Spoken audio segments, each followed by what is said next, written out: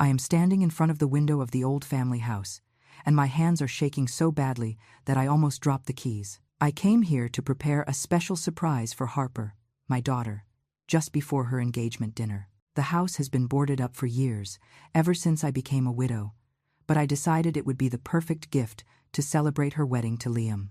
I thought I would be alone. I thought I would have the whole afternoon to clean, to reminisce, to prepare every detail before handing her the keys tonight during dinner. But there are voices inside. I recognize Harper's voice immediately. She is talking to someone, and something in her tone makes me freeze, hidden behind the frame of the side window. I peek in just barely, trying not to make a sound. And what I hear in the next few minutes leaves me completely frozen. Every word that comes out of my daughter's mouth feels like something is being ripped out of me from the inside. I can't move. I can't breathe right. I feel goosebumps rise all over my skin, and a terrible chill runs down my spine. This cannot be happening. Not my Harper. Not my baby girl. But the words keep coming through the old glass, clear and cruel. And I realize that I am not the one who will be giving the surprise today. The surprise has just been given to me. And it is the worst of my entire life. Just 3 hours ago, I was in my apartment getting ready for this day with so much excitement that I could barely sleep last night. I put on my burgundy dress, the one Harper gave me for my last birthday. I did my makeup carefully, wanting to look good for the dinner photos.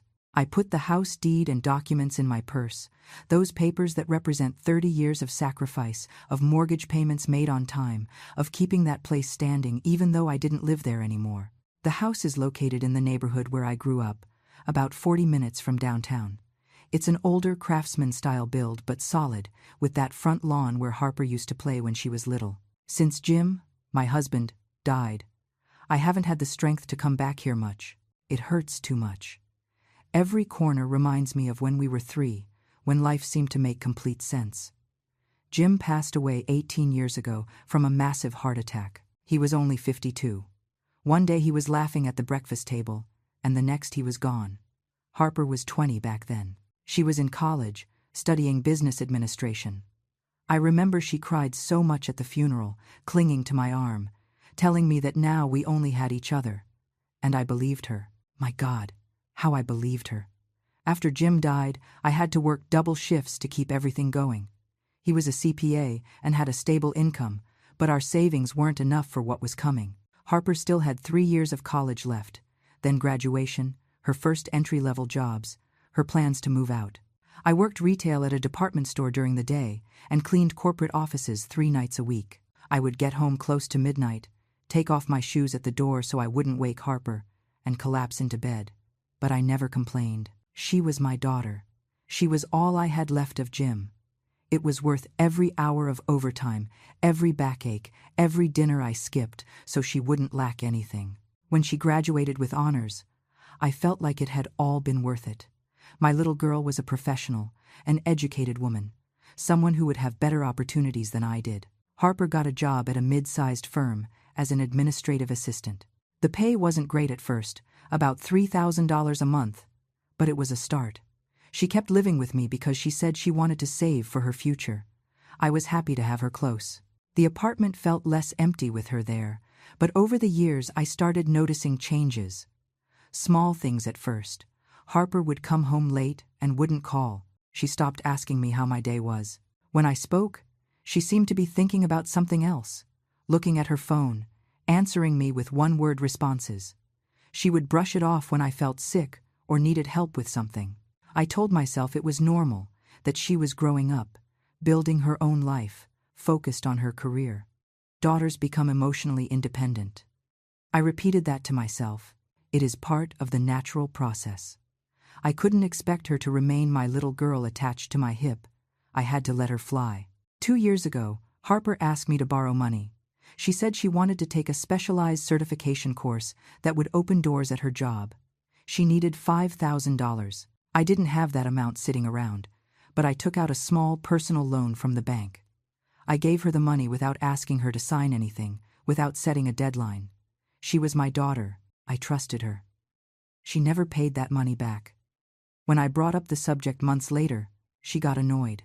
She said I was making her feel guilty, that she had expenses too, that she would pay me when she could. I ended up stopping asking so I wouldn't create tension between us. After all, I thought, when I'm gone, everything will be hers anyway. What does it matter if she pays me now or later? Then came other requests. She needed help with the security deposit for an apartment she wanted to rent. Another $3,000. Then it was the used car she found on sale. $2,500 more. Always with promises of repayment that were never kept. And I was always yielding, always finding a way to get the money, always believing that I was helping my daughter build her life. 8 months ago, Harper introduced me to Liam. He is 40, a civil engineer, an educated and kind man who seemed to genuinely love her. He came from a good family. He had a stable job at a large construction firm where he made about $8,000 a month. When I saw them together, I felt enormous relief. My girl had found someone good, someone who would take care of her, someone with whom she could form the family I always dreamed of for her. Liam treated me with respect. He asked about my health. He offered to help me with things around the house. He brought flowers when he came to visit. He was the kind of son-in-law any mother would wish for. And best of all, he seemed to bring out the best side of Harper. When he was present, she was sweeter to me, more attentive, almost like the girl I remembered. 4 months ago, Liam proposed during a trip they took to the coast. Harper came home showing me the ring, beaming, hugging me with an enthusiasm I hadn't seen in her for years. We cried together that night. I felt like I was getting my daughter back, that the love of a good man had transformed her, that finally, we were close again. We started planning the wedding. It would be in 6 months, a simple but elegant ceremony. Liam and his family would cover most of the costs. But I wanted to contribute something significant. I wanted Harper to know that her mother was there, supporting her on the most important day of her life. That was when the idea of the house occurred to me. The old family home that had been closed for years, accumulating dust and memories. Harper had always loved that house. As a child, she played in the yard, climbed the apple tree in the back, hid in the attic. Jim and she had painted the picket fence together one summer, both ending up splattered with white paint, laughing under the sun. The house was worth money, not a fortune, but around $350,000, according to the last appraisal I got a year ago. I could sell it and divide the money for my retirement, for emergencies, to live my last years more peacefully. But every time I thought about selling it to strangers, I felt like I was betraying Jim's memory, erasing the happy years we lived there. Giving the house to Harper solved everything. She could live there with Liam, raise her children in the same place where she grew up, keep the family history alive, or she could sell it if they needed to and use that money to build their future. The important thing is that it would stay in the family, that it would have meaning, that it wouldn't just be a cold transaction with strangers. I hired a lawyer to prepare the transfer papers. Arthur Pennyworth, a serious man of about 55 who had worked with Jim years ago. He charged me $500 for all the legal work. I explained that I wanted everything ready to give to my daughter as a surprise at her engagement dinner. Arthur looked at me with a worried expression when I told him my plan. He took off his glasses and cleaned them slowly before speaking.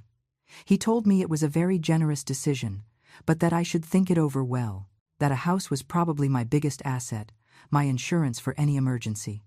He asked if I had other significant savings, if Harper knew about the plan, if we had talked about my future and my needs. I replied that my daughter would take care of me if I ever needed it, that she was the only thing I had left in this world, and seeing her happy was worth more than any property. Arthur said nothing else, just nodded and continued preparing the documents. But I remember the way he looked at me, as if he wanted to say something he didn't dare to pronounce. The papers were ready a week ago. I have everything kept in my purse right now. Deeds, transfer documents, the original keys tied with an ivory ribbon I bought especially for the occasion. I imagined the moment 1,000 times.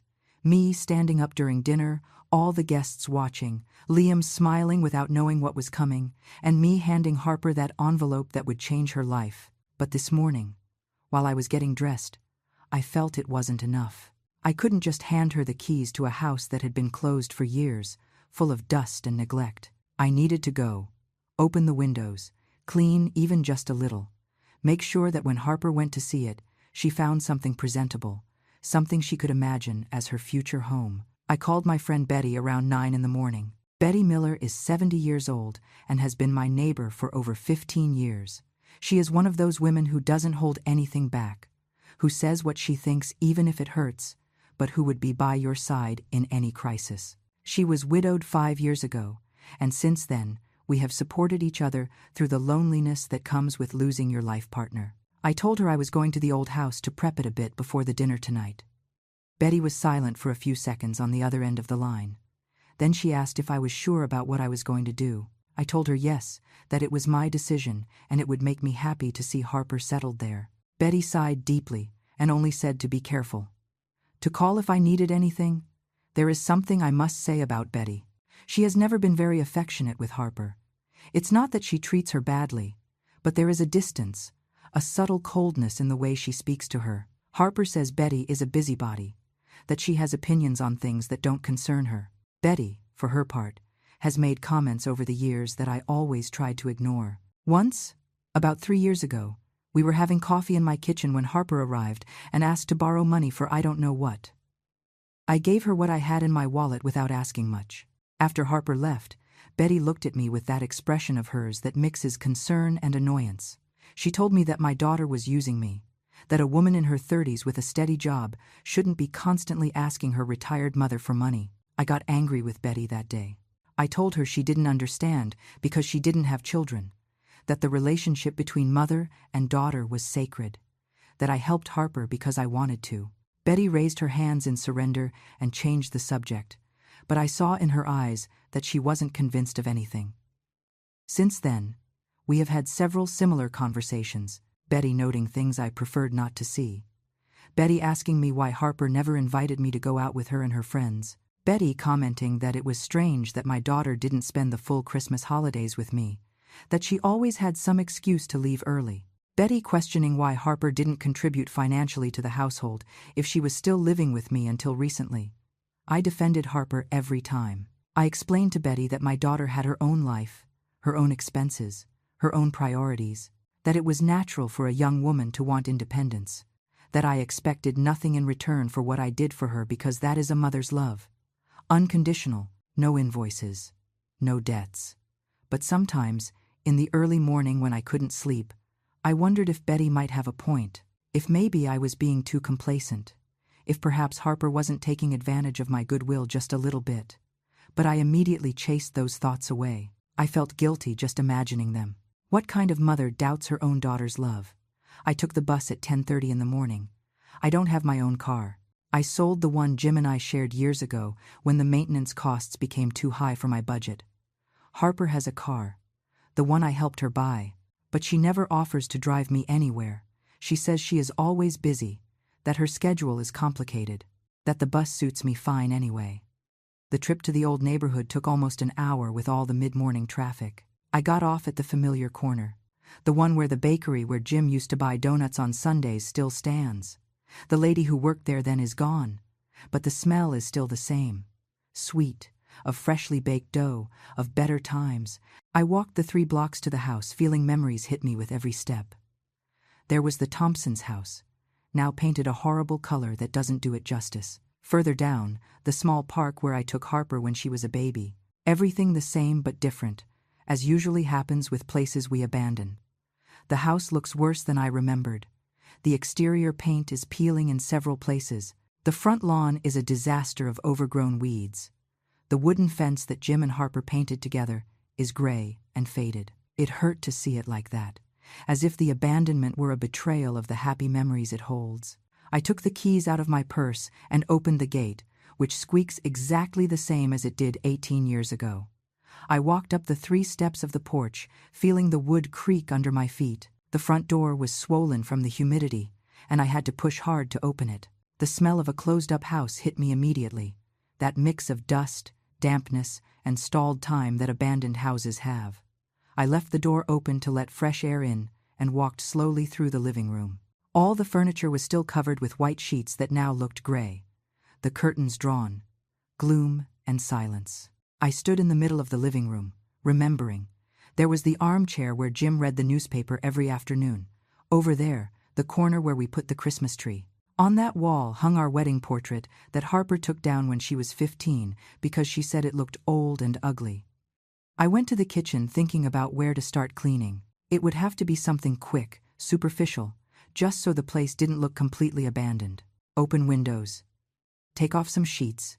Sweep a little. I didn't have much time if I wanted to be back to get ready properly before the engagement dinner. That was when I heard the car. An engine stopping in front of the house. Footsteps. Voices. My heart gave a strange jump. I wasn't expecting anyone. No one knew I was coming here today.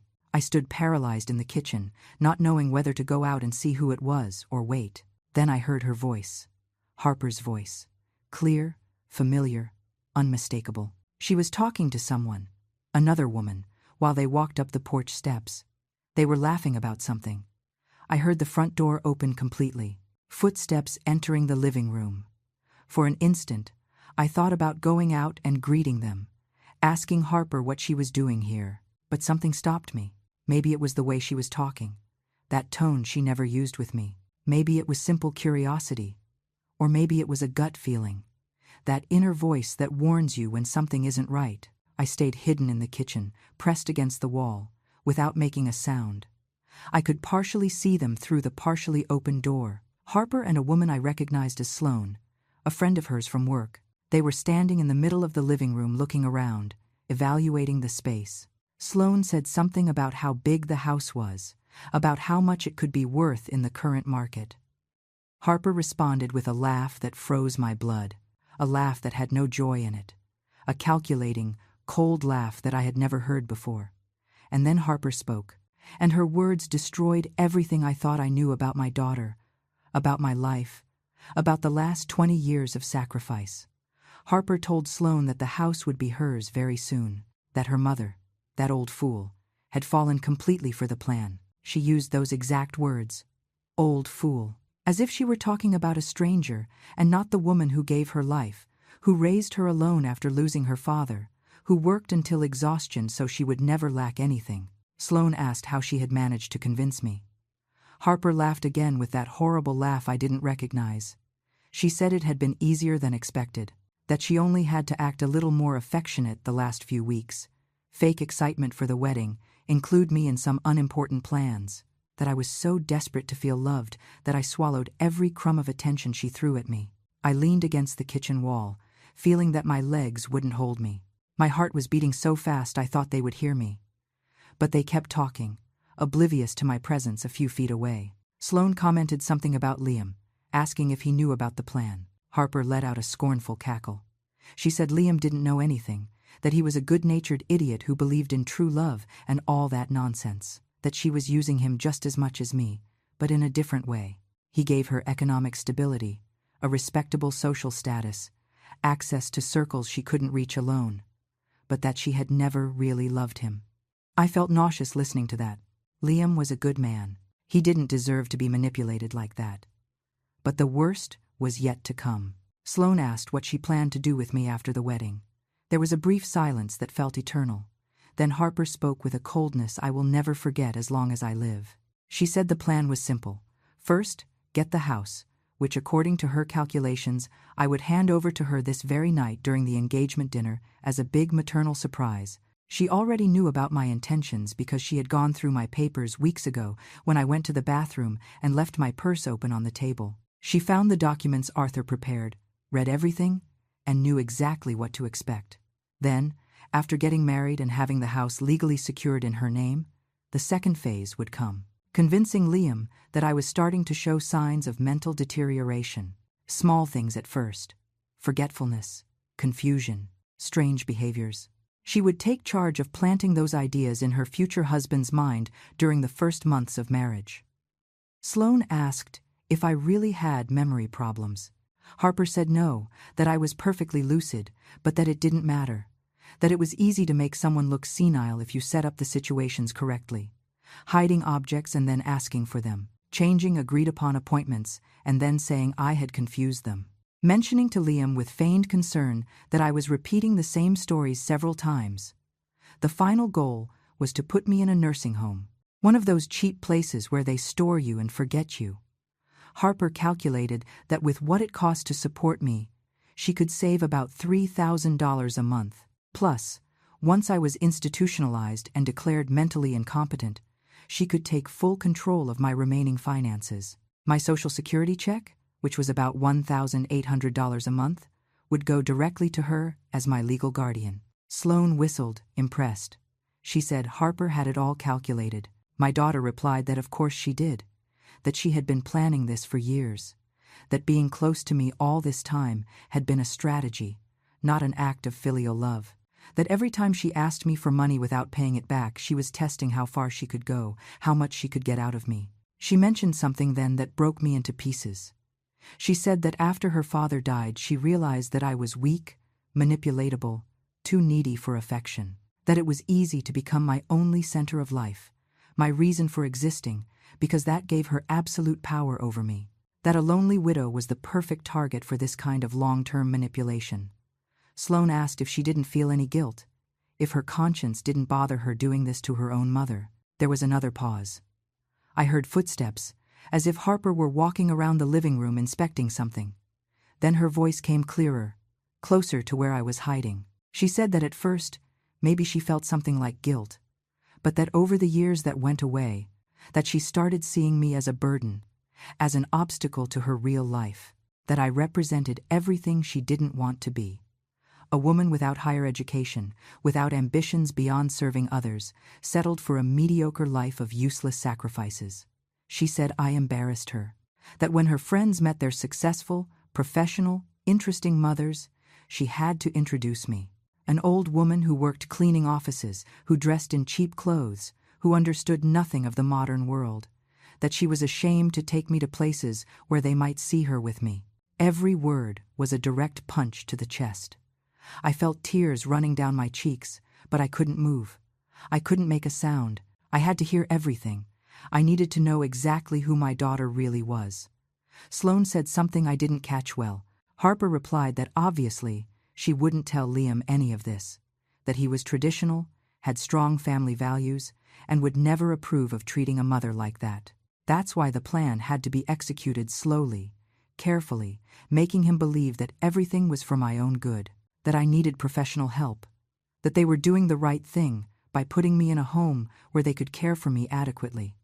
She mentioned the name of a place then, Sunset Haven. She said she had already visited it, that it was a shady, state-run facility that would take almost all my Social Security check, costing us barely anything out of pocket, that the rooms were shared and basic but sufficient, that with luck I would last a few years there before dying, and all that time she would be collecting whatever was left of my pension in addition to saving on my expenses. Then she talked about the house. She said it was worth much more than I thought, that she had consulted with a real estate agent without my knowing, and the real appraisal was $420,000 if some minor things were fixed, that she and Liam would never live here, that as soon as she had the papers in her name, she would put the property up for sale, that with that money they could buy a modern condo in a better area, more in line with what they aspired to. Sloane asked why not simply ask me to sell the house and give her the money. Harper explained that that would be too obvious, too direct, that I might refuse or decide to keep part of the money. But if I gifted her the house of my own free will, thinking it was a gesture of maternal love, then there was no turning back. The papers would be signed, the transfer complete, and I couldn't claim anything afterward. She also said she had manipulated my finances for a long time, that 2 years ago, when I lent her those $5,000 for the supposed specialized course, she actually used that money to go on spring break to Cabo with a boyfriend she had before Liam, that such a course never existed, that she simply knew I would believe any story that sounded like professional self-improvement. The money for the apartment deposit she never rented. The car that, according to her, was a unique opportunity and turned out to be a pretext to get more money out of me. Everything had been a lie. Everything had been part of a systematic plan to empty my pockets while making me believe I was helping my daughter progress.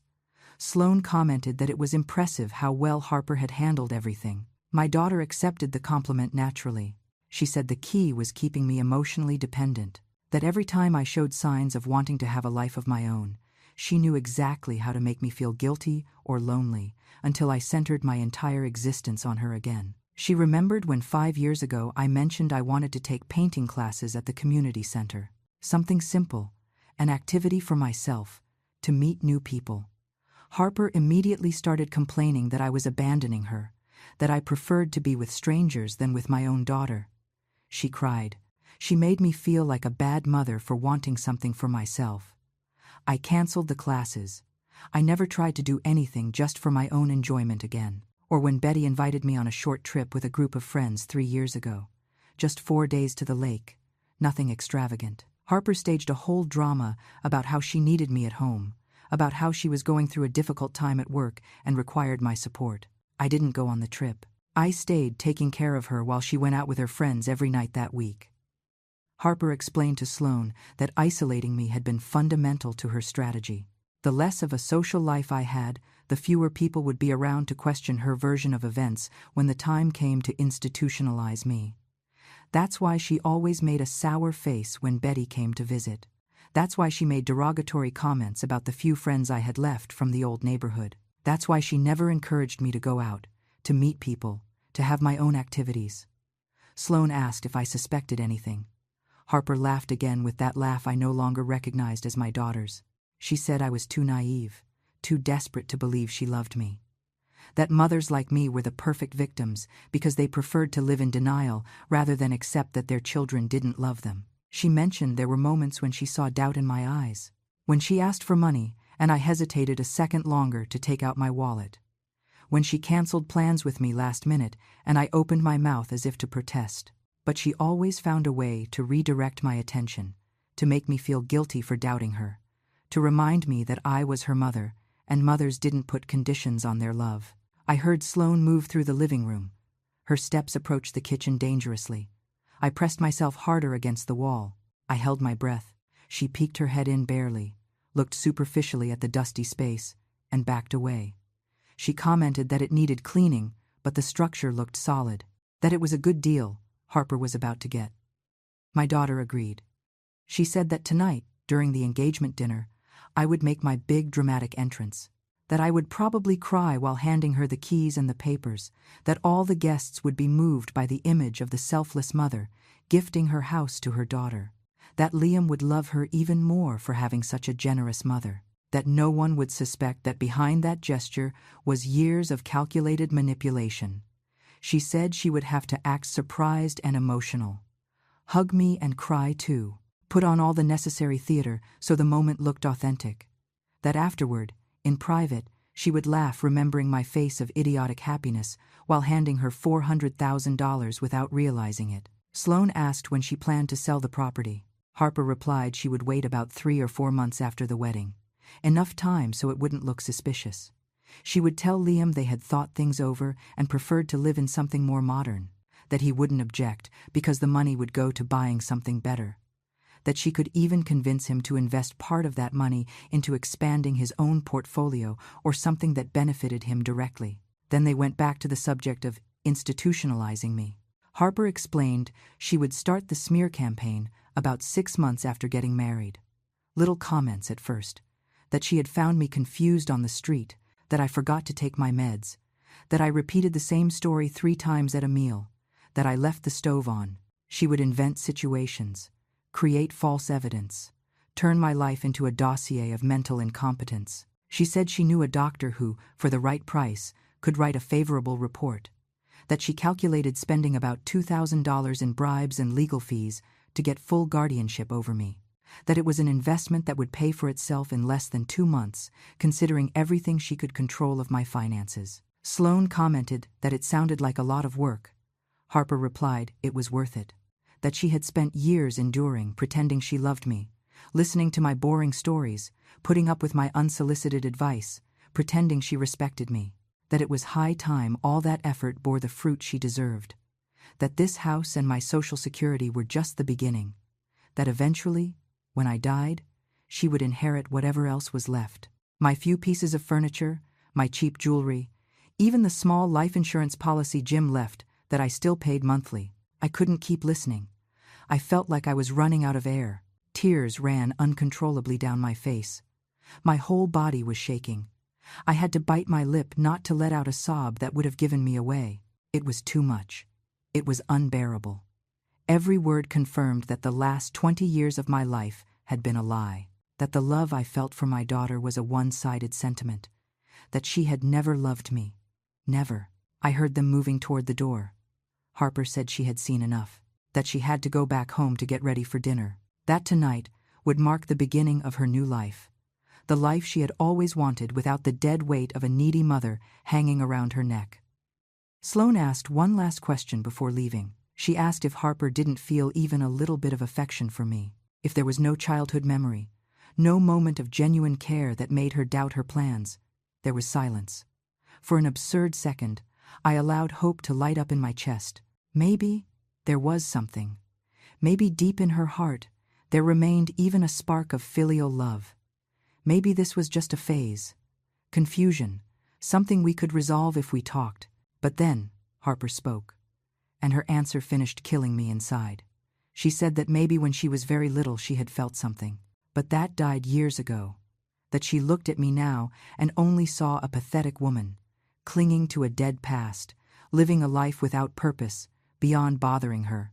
That every time she saw me, I reminded her of everything she didn't want to be. Every wrinkle on my face, every slow movement of my hands, every old-fashioned comment I made, confirmed she had done right in deciding to get rid of me. She said her father's death had been the best thing that could have happened to her. That if Jim were still alive, she probably never would have been able to manipulate me so effectively. That he protected me, gave me attention, made me feel valuable. But once he died, I was left completely vulnerable, alone, desperate for love. And that desperation was what Harper had exploited all these years. I heard their footsteps going down the porch stairs, the gate squeaking as it closed, the car engine starting, the sound fading down the street until it disappeared completely. I stayed paralyzed against the kitchen wall. I don't know how much time passed. It could have been minutes or hours. The sun moved slowly, casting long shadows through the dirty windows. The silence of the abandoned house wrapped around me like a shroud. Eventually, my legs gave out, and I slid down until I was sitting on the cold floor. I hugged my knees to my chest and finally let it all out. I cried like I hadn't cried since Jim's funeral. I cried for the lost years, for the wasted love, for the daughter I never really had, for the life I sacrificed, believing I was building something beautiful, when in reality, I was just feeding a monster. I cried for every time I went without eating so she could have more, for every night I worked until exhaustion, for every dream of my own I abandoned, for every moment of pain I hid so as not to worry her, for every hug I gave without receiving anything real in return, for every I love you I pronounced, and that she only repeated like an empty echo without meaning. When I finally had no more tears left, I sat there staring at nothing. The kitchen where Jim and I had breakfast every morning, where Harper did her homework while I cooked dinner, where we celebrated birthdays, Christmases, where we shared thousands of meals as a family. Or at least that's what I thought we were doing. Now all that felt contaminated, fake, like a play where I was the only one who didn't know I was acting. I looked at my watch. It was almost 4 in the afternoon. The engagement dinner was scheduled for 7. In my purse, a few steps from where I was sitting, I carried the house documents, the deeds, the transfer papers perfectly prepared by Arthur, all ready to give Harper exactly what she had planned to steal from me disguised as a loving gift. I stood up slowly. My bones creaked. My whole body hurt, as if I had been physically beaten. I walked to the small bathroom next to the kitchen. I looked in the stained mirror and almost didn't recognize the woman looking back at me. My eyes were swollen and red. My makeup, run by tears, formed dark lines on my cheeks. My burgundy dress, the one Harper had given me and that I had chosen with such care for this special night, now looked wrinkled and sad. I saw myself old, tired, destroyed, exactly as Harper had described me a few minutes ago. A pathetic woman clinging to a dead past. I turned on the sink faucet. The water came out brown at first from the unused pipes. Then it cleared up. I washed my face with slow movements, almost mechanical. The cold water helped me recover some mental clarity. I dried myself with the sleeve of my dress because there were no towels. I went back to the kitchen and picked my purse up off the floor. I opened it and took out the documents. I spread them out on the old table that was still there, covered in dust. Property deeds in the name of Eleanor Vance. Transfer document prepared to change the name to Harper Vance. All legal. All perfect. All ready for my daughter to walk away with $400,000 without lifting a finger other than faking surprise and gratitude. I read every page slowly. Arthur had done an impeccable job. There were no legal loopholes. Once I signed and Harper accepted, the house would be hers irreversibly, and I would be left without my biggest asset, without a safety net, completely vulnerable to her plans to institutionalize me and control every aspect of my life until I died. I sat in one of the old chairs. Dust flew up, forming gray clouds in the afternoon sun. I thought of Jim. What would he say if he could see me now? What would he have done if he had heard his daughter speak of me with that contempt, with that calculated cruelty? Jim, who loved Harper madly, who called her his little princess, who worked hard to give her everything, who died without knowing his daughter would grow up to become this. Maybe it was better he died sooner. Maybe this pain would have killed him anyway. I remembered the last conversation I had with Jim before the heart attack. It was a Sunday morning. We were in this very kitchen, drinking coffee. Harper was still sleeping upstairs. Jim took my hand across the table and told me he loved me, that I was the best wife and mother he could have asked for, that he felt lucky every day to have had us by his side. I asked him what was wrong, why he was getting sentimental all of a sudden. He smiled and said he just wanted me to know that sometimes we take for granted what matters most, and he didn't want to make that mistake. 3 days later, he was dead, as if he had known his time was running out, as if he had wanted to make sure he left me those words for the difficult years to come. I wish Jim were here now. I wish I could hug him and cry on his shoulder like I did when something overwhelmed me. I wish I could ask him for advice. Tell me what to do with this pain that is eating me alive. But Jim wasn't there, and I would have to solve this alone. I put the documents back in my purse. I stood up and walked through the house. I went into every room as if saying goodbye. The living room, with its ghostly furniture under white sheets. The dining room, where we celebrated so many special occasions. The master bedroom where Jim and I slept in each other's arms for 25 years. Harper's room, smaller, where she grew from a baby to a woman. I stopped in the doorway of her old bedroom. The walls still had the posters she hung in her teens. Glow in the dark stars on the ceiling that Jim installed when she was 8. The mark on the doorframe where we measured her height every birthday. Everything intact, like a shrine to a girl who no longer existed, or who maybe never existed the way I believed. I thought of all the moments I remembered as proofs of her love. Her graduation, when she hugged me crying and thanked me for everything. But now those tears seemed fake, acted, part of the theater she staged to keep me hooked. The times she told me I was the best mom in the world. Hollow, mechanical words, said because she knew I needed to hear them. Every happy memory I had of her was now contaminated by doubt. Every smile could have been fake. Every I love you could have been a lie. Every gesture of affection could have been calculated to keep me where she wanted me. Docile, compliant, useful, an inexhaustible source of money, attention, and sacrifice. I went down the stairs slowly. I crossed the living room toward the exit. Before leaving, I stopped and looked back one last time. This house had been my home during the best years of my life. Here I built a family. Here I was happy. Here I loved and was loved, or at least I thought I was. Now the house felt like a tomb, a reminder of everything I had lost. First, Jim.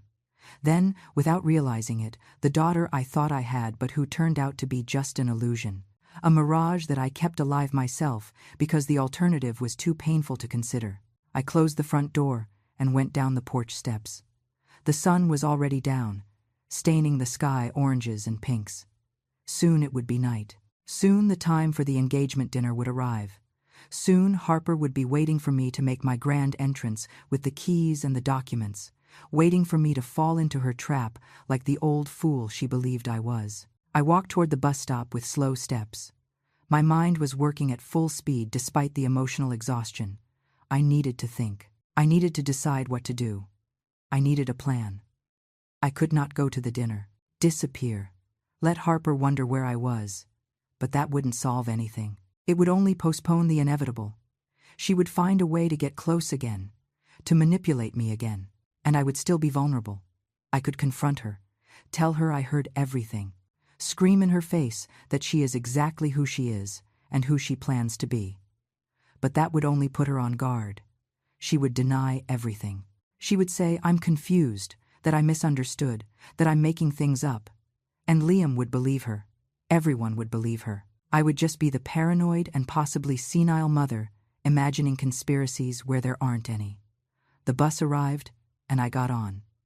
I sat by the window watching the old neighborhood pull away, the houses where I lived happy moments, the streets where I walked holding hands with Jim, the park where I took Harper as a child. Everything became smaller until it disappeared. I took my phone out of my purse. I had 3 missed calls from Betty, a text asking if I was okay, if I was done at the house, if I needed help with anything. Betty, who always knew. Betty, who tried to warn me so many times. Betty, whom I ignored because I didn't want to see the truth. I dialed Betty. She answered on the second ring. Her voice sounded worried. She asked where I was, why I hadn't answered her calls. I told her I needed to see her urgently, that something terrible had happened, that please wait for me at her apartment. She asked no more questions. She just said the door would be open. The trip back felt eternal.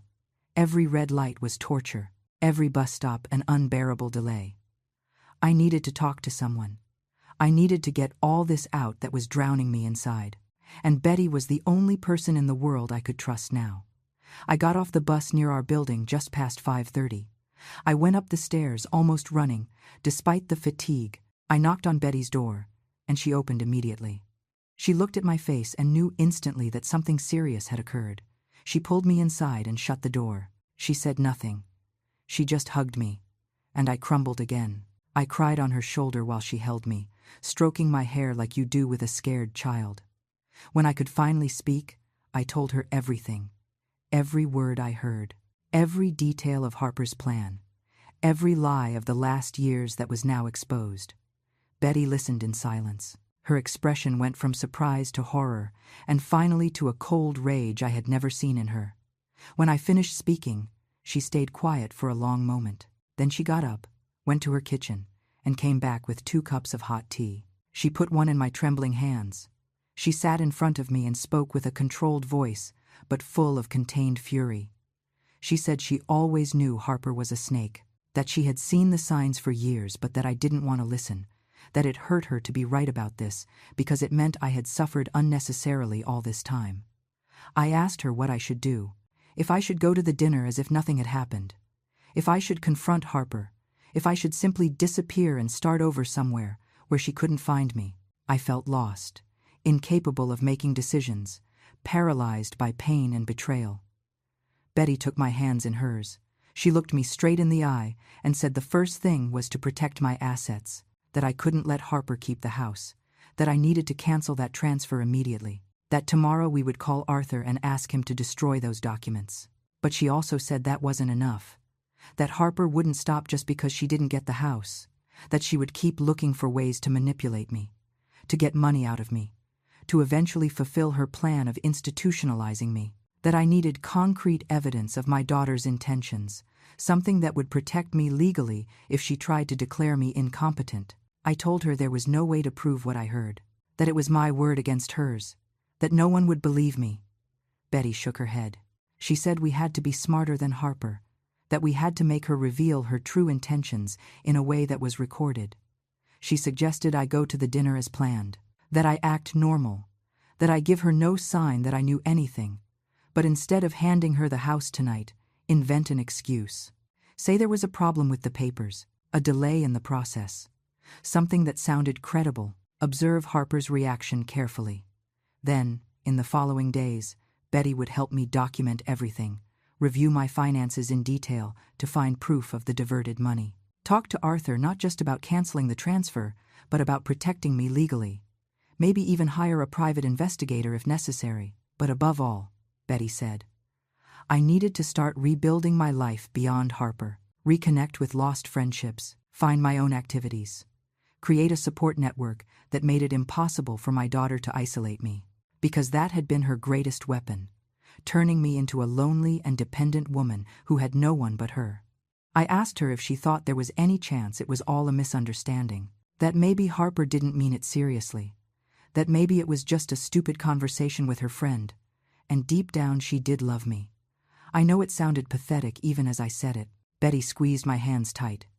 She told me firmly to stop looking for excuses for Harper, that what I heard was the naked truth, that my daughter didn't love me and probably never had, that I needed to accept that horrible and painful reality because only by accepting it could I start to protect myself. She said something else that stuck in me like a thorn.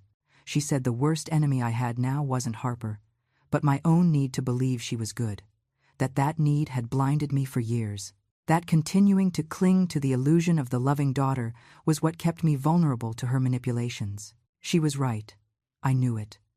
But accepting it meant renouncing the only family I had left. It meant admitting I had wasted 20 years loving someone who only used me. It meant ending up completely alone in this world. And that loneliness terrified me more than anything else. Betty must have seen the fear in my eyes, because her expression softened. She told me I wasn't alone, that she would be with me every step, that other neighbors in the building who had known me for years would also support me if I asked for help, that the loneliness I feared was another lie Harper had made me believe, that there were good people in my life. Only my daughter had made sure to keep me away from all of them. I looked at the clock. It was almost 6:15. Dinner started at 7 at a restaurant downtown. Harper had reserved a private room for 50 people. Her friends, Liam's parents and siblings, some distant cousins of mine I hardly saw would be there. All those people waiting to celebrate the happy couple's engagement, and I would arrive, knowing it was all a farce, that my daughter's love was a lie, that her plans included destroying me, slowly and systematically. But I would have to smile. I would have to act as if I didn't know anything. I would have to hug her and wish her happiness while inside my soul was bleeding out. Betty helped me get ready. She lent me makeup to hide my swollen eyes. She combed my hair carefully. She ironed my dress as best she could. I looked in her mirror and seemed almost normal. Only someone who knew me very well would notice the pain behind the eyes. The way my smile didn't reach anywhere else on my face. Before leaving, Betty made me promise I wouldn't hand anything to Harper tonight, that I would invent any excuse but keep those documents safe, that tomorrow morning we would go together to see Arthur and start protecting what was left. I promised her. She hugged me tight and told me to be strong, that I could do this. I took a cab to the restaurant. I didn't have the strength for the bus again. During the ride, I practiced my expression in my compact mirror. Soft smile, bright eyes, mother happy for her daughter's wedding. A performance as fake as the one Harper had been giving for years. The difference was, I was acting to survive. She did it out of pure malice. I arrived at the restaurant at 5 to 7. It was an elegant place with white tablecloths and chandeliers at every table. The private room was on the second floor. I walked up the stairs, feeling each step weigh on me, like I was carrying stones in my shoes. I could hear the cheerful voices of people who had already arrived. Laughter, soft background music, the clinking of glasses toasting. I took a deep breath before entering. I put the rehearsed smile on my face. I pushed the door and entered the room. The place looked beautiful. White and gold balloons decorated the corners. A long table was set with elegance. Fresh flowers in the center. Everything perfect. Everything festive. Liam was near the entrance talking to his parents. He saw me enter and approached immediately with that warm smile he always had for me. He greeted me with a kiss on the cheek, asked how I was, if I had a good trip getting here. I answered automatically. Good, thanks. Yes, everything's fine. Everything looks so lovely. My lips said the right words while my mind screamed that he knew nothing, that he was about to marry a woman who didn't love him, that he was another victim of Harper just like me. Then I saw her. Harper entered the room from another side, probably coming from the restroom. She was wearing a cream-colored dress that was gorgeous and surely cost a fortune. Her hair perfectly styled, makeup flawless. She looked radiant, happy, the perfect image of the excited bride. Our gazes met. For a second I saw something in her eyes. Maybe it was my imagination, but I seemed to see a flash of something cold, calculating. Then she transformed completely. Her face lit up with a huge smile. She ran toward me with open arms. She hugged me tight, too tight. She whispered in my ear that she was so happy I had arrived, that tonight was so special, that she loved me so much. The same words I had heard hundreds of times. But now, knowing they were empty, that they meant nothing, that they were just part of her masterful performance, I returned the hug mechanically. I said I loved her too, that I was very happy for her, that everything looked beautiful. My voice sounded hollow even to my own ears, but no one seemed to notice. Or maybe if they noticed, they attributed it to maternal emotion. Harper pulled away and looked at me with that expression I had always interpreted as filial love. Now I only saw the mask. She asked if I was feeling okay, that I looked a little tired.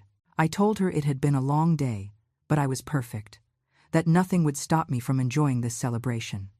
She smiled and led me to the main table, where I would sit next to Liam and his family. She introduced me to people I didn't know. Liam's cousins, college friends, co-workers.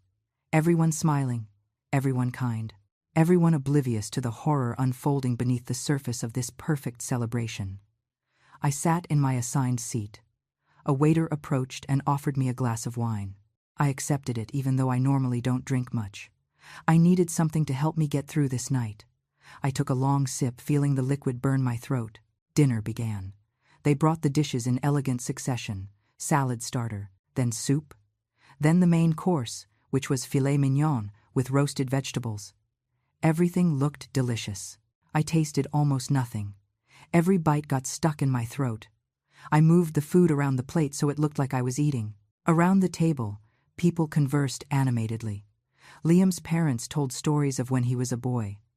Harper's friends made jokes about married life.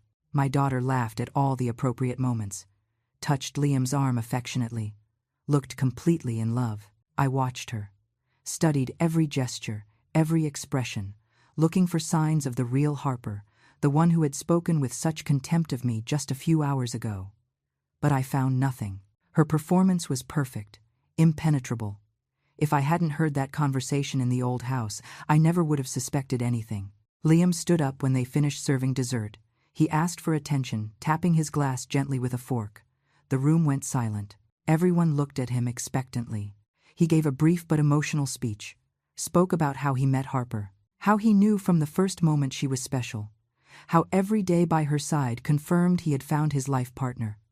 He spoke about the values she had, her kindness, her dedication to family. He looked toward me when he said that last part. He thanked me for raising such a wonderful woman.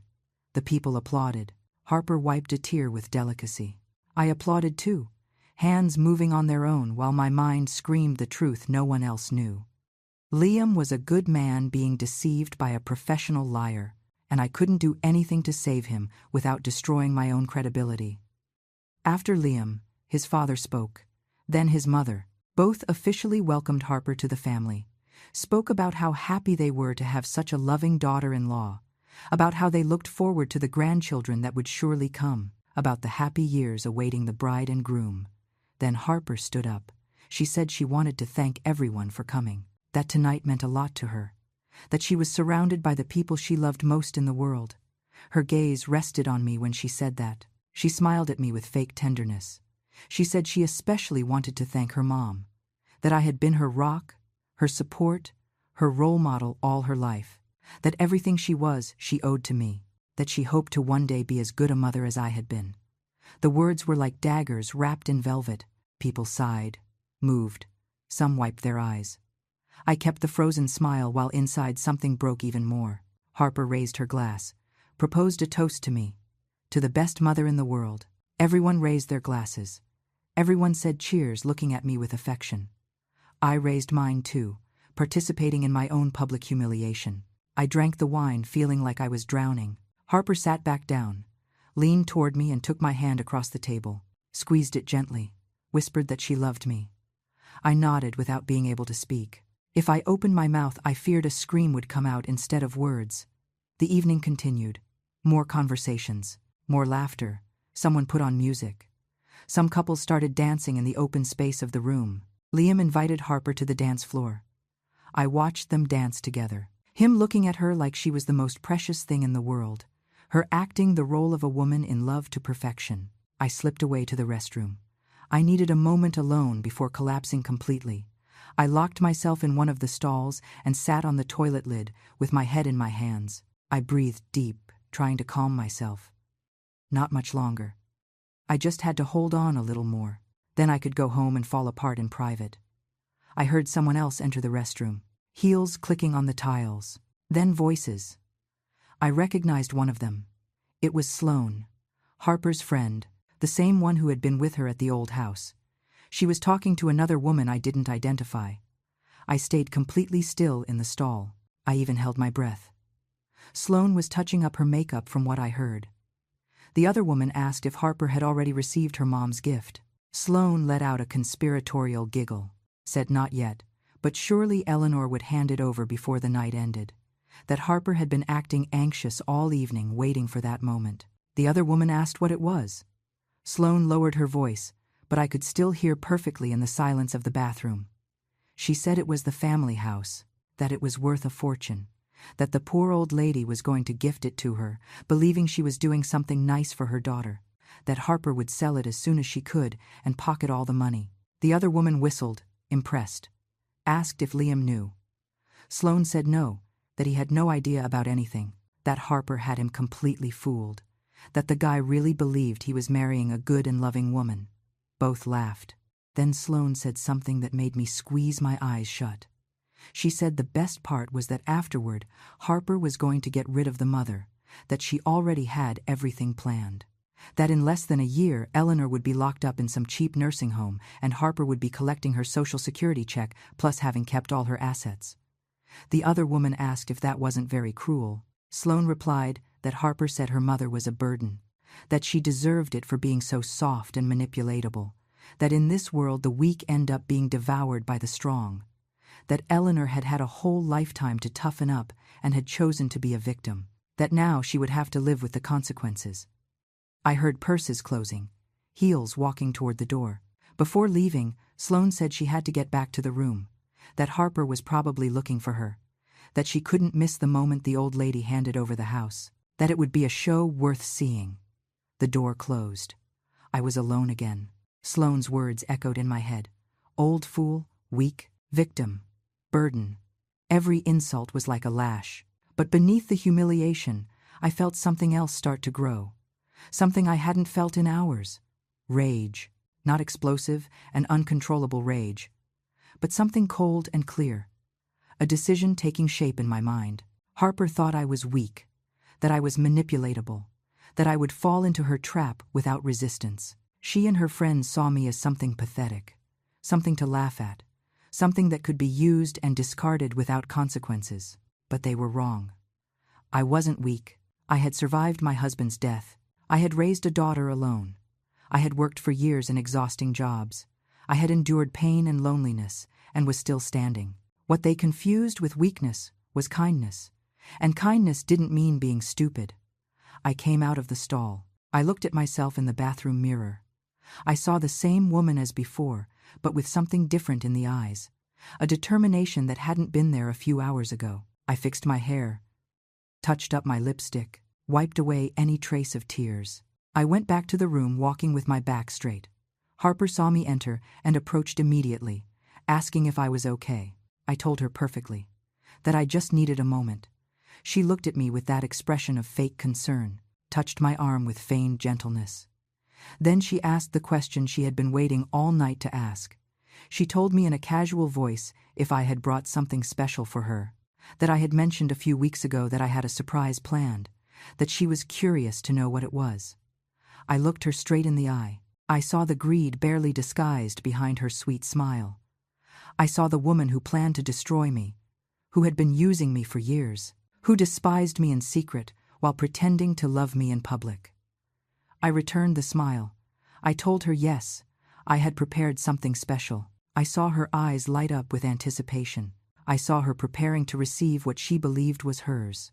I saw the victory in her expression ahead of time. But then I told her that unfortunately a last-minute problem had come up, that the lawyer had called me this afternoon informing me of a snag with the paperwork, something related to municipal permits that weren't complete, that she would have to wait a few more weeks until everything was in order. I saw how her expression changed, the smile freezing, the eyes hardening for a fraction of a second before she recovered control. She asked what kind of problem exactly. Her voice sounded tense, trying to appear casual. I gave her vague explanations, things that sounded technical and boring. I saw the frustration growing in her, even though she tried to hide it. Finally, she said it didn't matter, that the important thing was, we were together, celebrating. But her hug when she pulled me toward her was mechanical, fake even for her standards. The rest of the evening, Harper was different, tenser, less convincing in her acting. I saw her talking in a corner with Sloane. The two looked at me. Sloane said something in her ear. Harper shook her head, irritated. Liam noticed his fiancée's mood change, asked if something was wrong. She told him she was tired, that it had been a very long day. He was understanding as always, suggested that if she wanted, they could end the evening early. She accepted with evident relief. The party started to break up around 10:30. People were saying goodbye, thanking me for coming, telling me how lovely the couple looked, how happy they would be together. I nodded and smiled while planning my next steps. Harper approached to say goodbye, gave me a cold kiss on the cheek, told me she would call me tomorrow to see how the paperwork was going, that she wanted to help with whatever was needed to solve the problem, that after all, it was something important for both of us. I told her not to worry, that I would take care of everything, that she just had to concentrate on her wedding preparations. She insisted. Said it was no bother, that maybe we could go together to see the lawyer, that 4 eyes see more than 2. I understood perfectly what she was doing. She wanted to make sure I didn't change my mind. She wanted to be present at every step of the process to ensure the house ended up in her hands. But now that I knew her true intentions, I could see every move clearly. I told her firmly that it wasn't necessary, that Arthur was very competent, and we had already spoken about how to proceed, that in a few weeks everything would be resolved, and then we could celebrate properly. I saw the flash of frustration in her eyes again. I left the restaurant alone, took a taxi back home. During the ride, I called Betty. I told her briefly how the night had gone, that I hadn't handed anything to Harper, that I had seen her reaction when I invented the excuse, that now I was sure beyond any doubt that everything I heard was true. Betty told me I had done well, that tomorrow morning we would go together to see Arthur, that we would start taking real measures to protect me, that this was just beginning, but we were on the right track. I arrived at my apartment close to 11 at night. I took off the burgundy dress and folded it carefully. I would probably never wear it again. It was contaminated with the memories of this horrible night. I put on my nightgown and sat on the bed, took out my phone and looked for Arthur's number in my contacts, sent him a message telling him I needed to see him urgently tomorrow, first thing, that I had changed my mind about the house transfer, that I needed his advice on other legal matters too.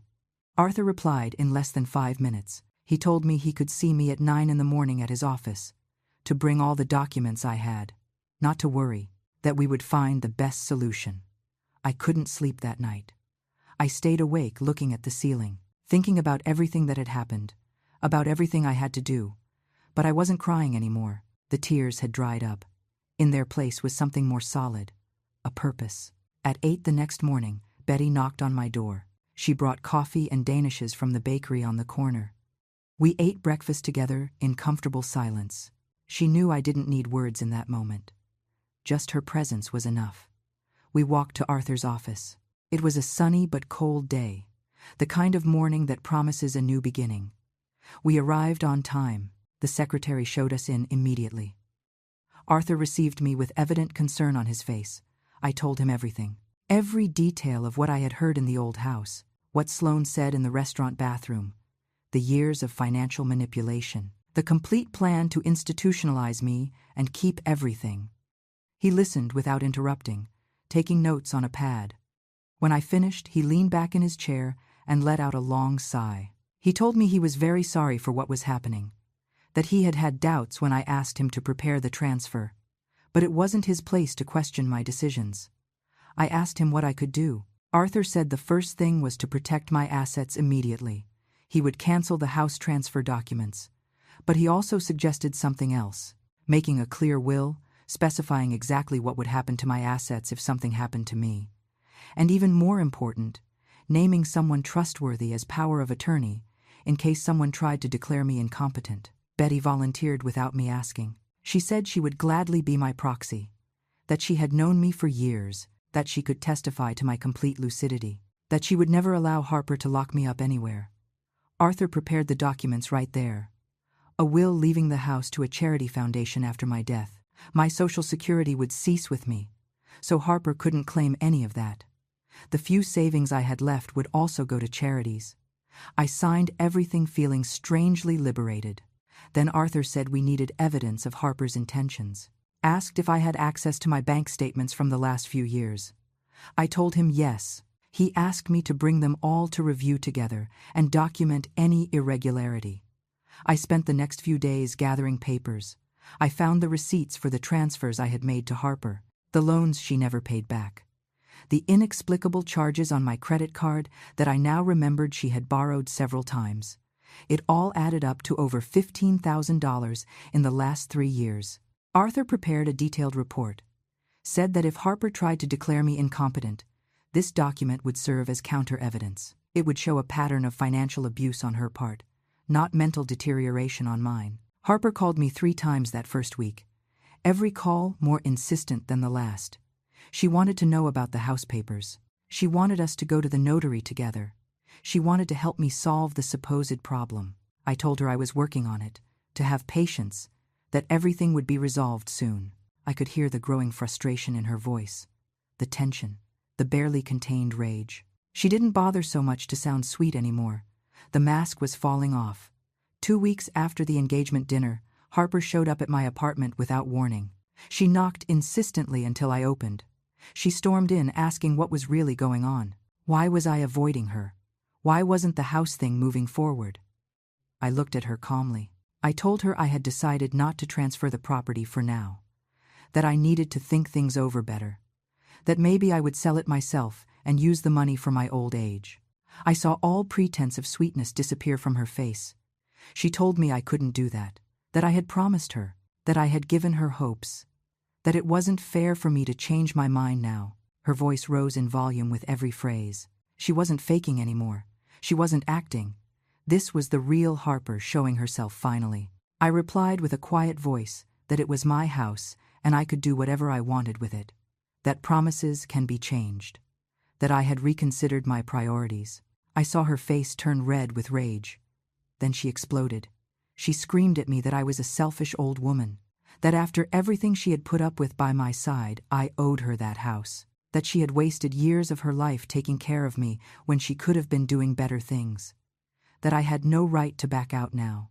I told her nobody asked her to take care of me, that if it was all a burden, she should have left years ago, that I never forced her to stay.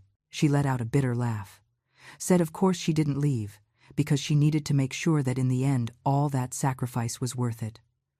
I asked her directly what sacrifice, what exactly she had done for me that wasn't a performance to keep me hooked. Harper stayed quiet for a moment. Then she said with a venomous voice that the sacrifice of enduring having a pathetic and needy mother, that pretending she loved me when in reality she despised me. Finally, she had said it. To my face, without witnesses, but not caring anymore.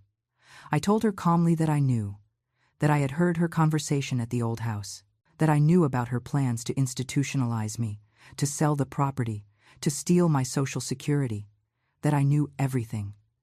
I saw the color drain from her face, how she opened her mouth unable to speak, how for the first time in her life she didn't know what to say, what act to stage.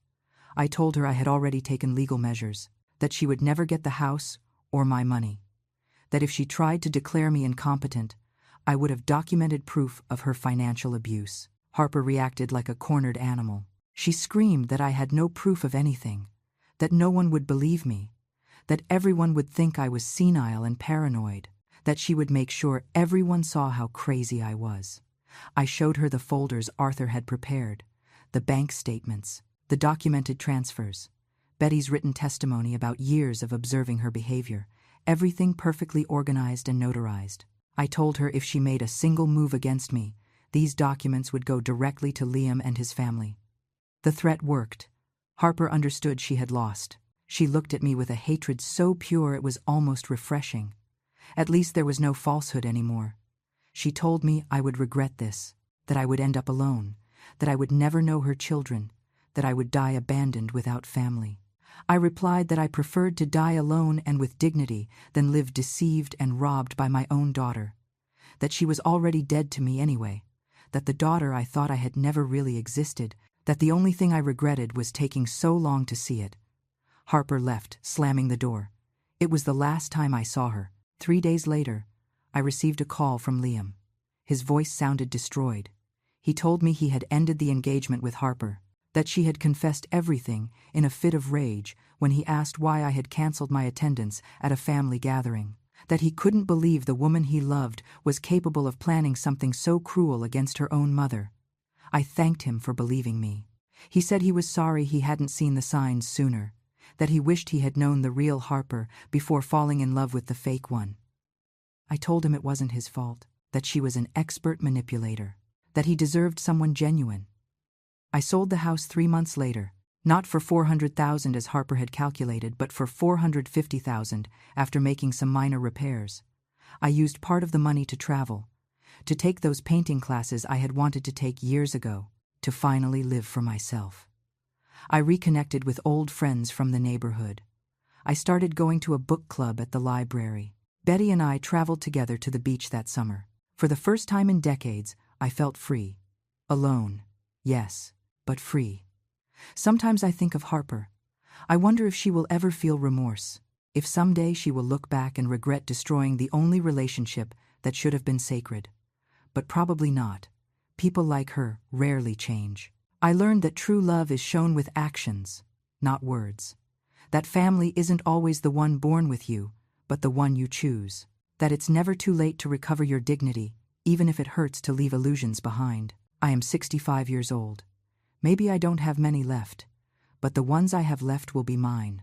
I will live surrounded by people who genuinely appreciate me, without manipulations, without lies, without carrying the weight of loving someone who never loved me back.